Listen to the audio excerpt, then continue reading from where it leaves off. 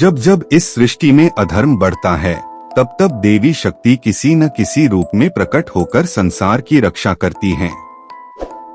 ऐसा ही एक समय आया जब पृथ्वी पर रक्तबीज नामक असुर का अत्याचार अपने चरम पर था। रक्तबीज का आतंक। रक्तबीज को ब्रह्मा जी से यह वरदान प्राप्त था कि युद्ध में उसके शरीर से गिरने वाली हर रक्तबूंद से एक नया रक्तबीज जन्म ले लेगा। इसी वरदान के कारण उसने देवताओं को परास्त कर स्वर्ग पर अधिकार कर लिया।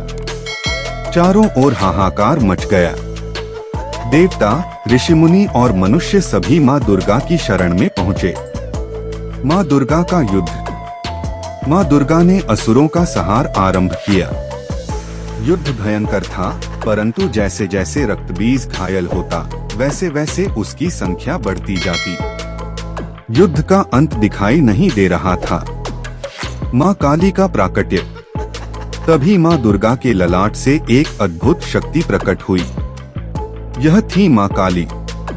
उनका वर्ण श्याम, नेत्र ज्वाला समान, केश बिखरे हुए और कंठ में नरमुंडों की माला थी। उनके हाथों में खड्ग और मुंड थे। माँ काली ने युद्ध भूमि में रक्तबीज का रक्त धरती पर गिरने से पहले ही पी लिया। धीरे धीरे सभी रक्तबीज समाप्त हो गए और अंततः मूल रक्तबीज का भी संहार हो गया। तांडव और शिव का हस्तक्षेप। परंतु युद्ध के बाद भी माँ काली का क्रोध शांत नहीं हुआ। वे तांडव करने लगी। धरती कांपने लगी, आकाश भयभीत हो उठा।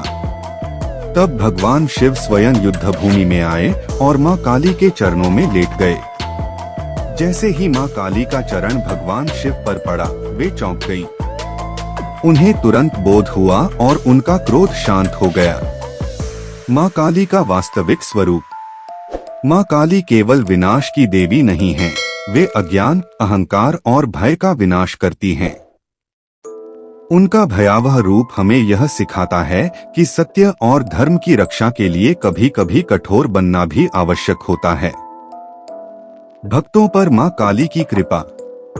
जो भक्त सच्चे मन से माँ काली का स्मरण करता है, उसके जीवन से भय, नकारात्मक शक्तियाँ और बाधाएं दूर हो जाती हैं।